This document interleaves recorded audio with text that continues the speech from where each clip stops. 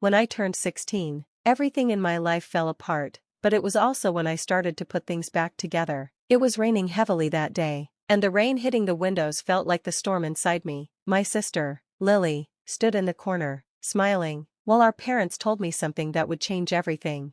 "Emma," Mom said coldly, "it's time for you to leave." She said it like it didn't matter, like kicking me out wasn't a big deal. "You're not like Lily," she added, "you're not going to college, and we can't keep spending money on you." Dad didn't say a word, he didn't even look up from his newspaper. Lily, though, stepped forward, her heels clicking on the floor. "Don't take it personally, Emma," she said with a fake smile. "Maybe you can get a job cleaning, that's more your style." I stood there, holding my backpack, not believing what I was hearing. I had seen the signs before: forgotten birthdays, always being compared to Lily, and her always getting praised while I was ignored. But this was worse than anything I could have imagined. Lily was their favorite. She had everything: tutors, dance lessons, and all their attention. Meanwhile, I worked part-time jobs just to pay for school supplies. Even when I did well in school, they would say, "Why can't you be more like Lily? You need to pack up tonight," Mom said sharply, "and don't take anything we bought. It's all ours." I laughed bitterly. "Don't worry, I've paid for everything I own since I was 12. Lily rolled her eyes, always acting like a victim. "Emma, no wonder you'll never succeed." That night, I packed my few things into an old bag and promised myself I would prove them wrong, not just a little wrong, but completely wrong, so they'd regret every cruel thing they'd said. What they didn't know was that I had a plan. For the past year, I had secretly been learning how to code. Every penny I earned went to online classes, and my teacher, Mrs. Lee, had been helping me. While Lily bragged about getting into an Ivy League school, I was quietly building my future. Instead of ending up on the streets like my family probably thought I would, I went to Mrs. Lee's house. "Emma," she said, giving me a hug, "you're welcome to stay here, you're safe."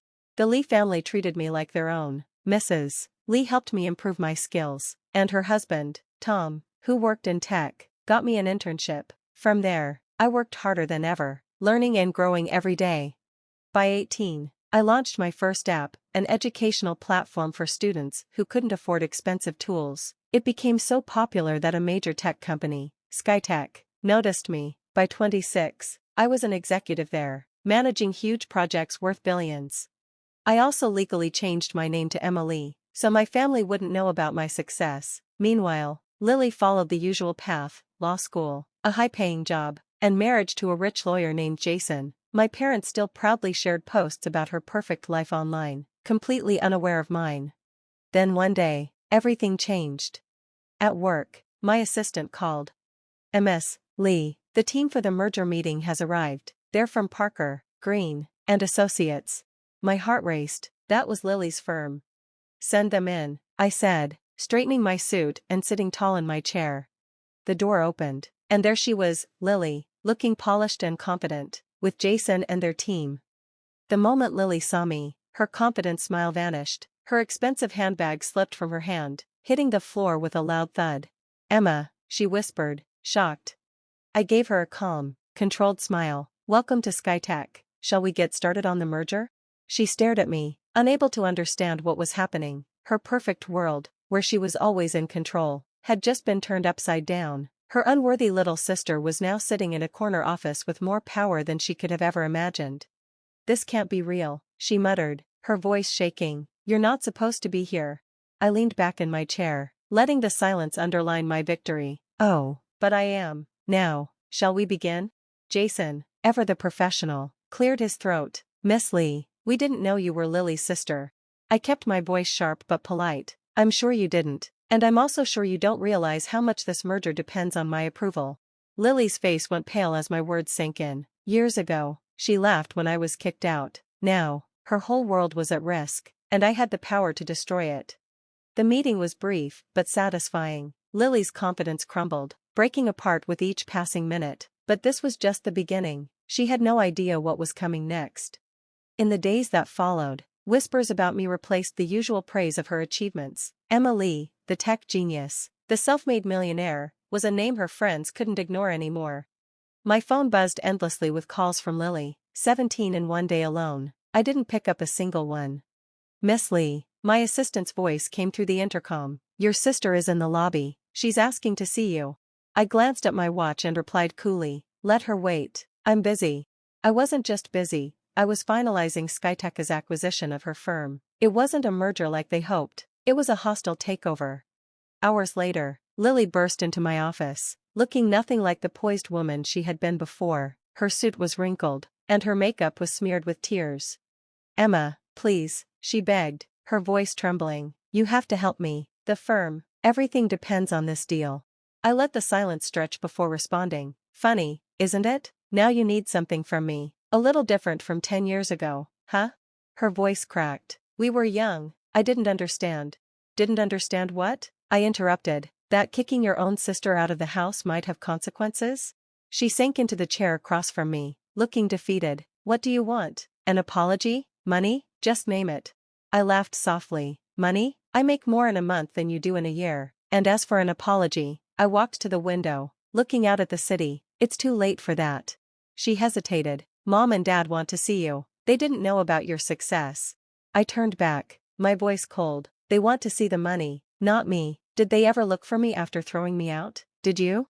Her silence was deafening. Mrs. Lee looked for me, I said. She and her husband gave me a home and believed in me. They're my real family now. Her eyes widened. You took their name?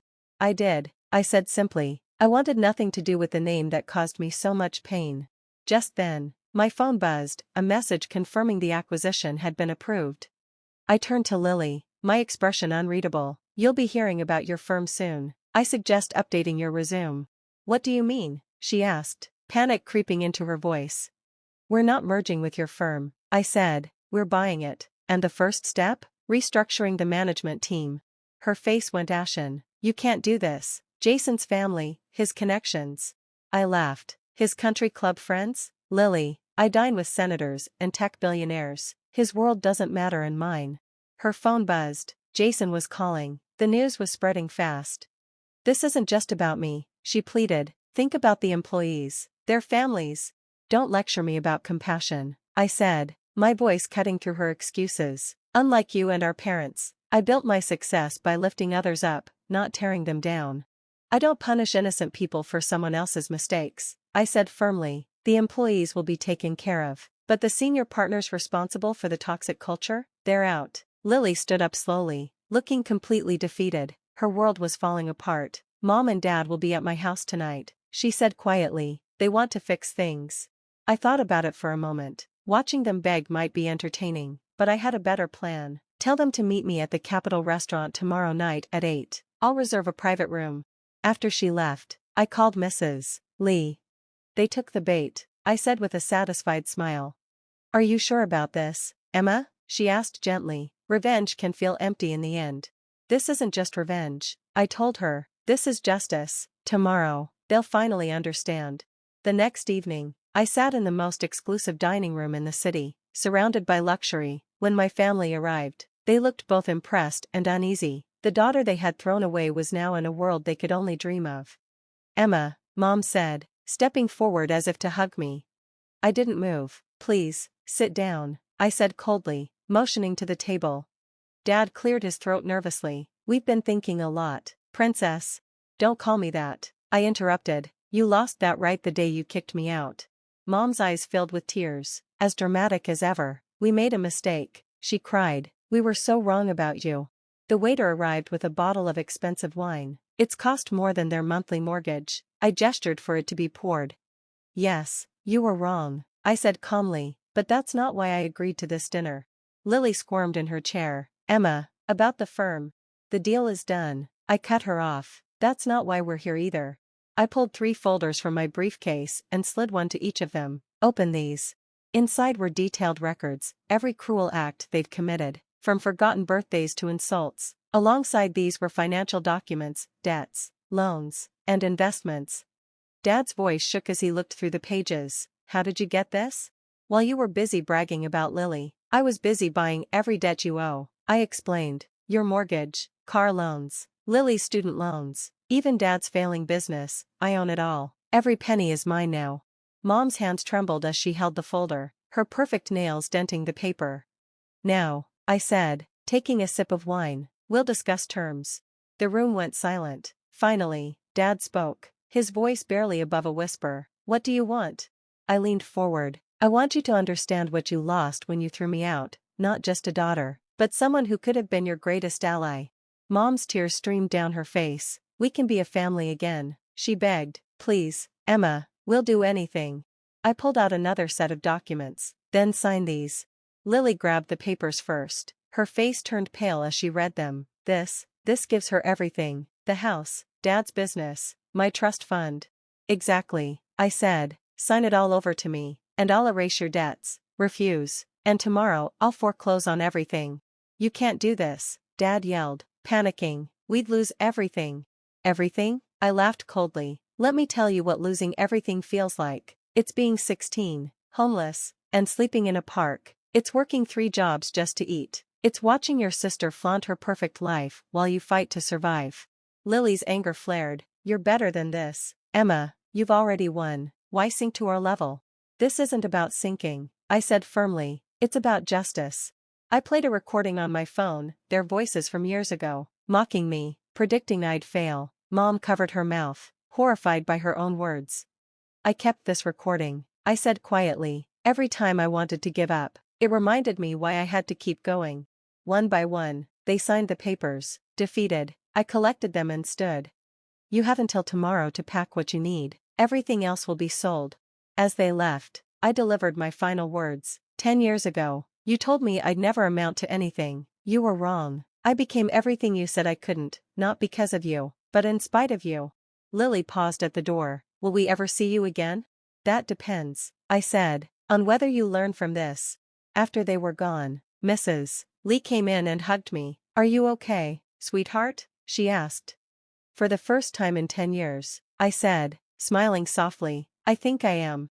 The next day, movers emptied my old family home. Lily's perfect life was over, Dad's business was being restructured, and Mom's social circle buzzed with gossip about their downfall. But this wasn't just about revenge, I had bigger plans.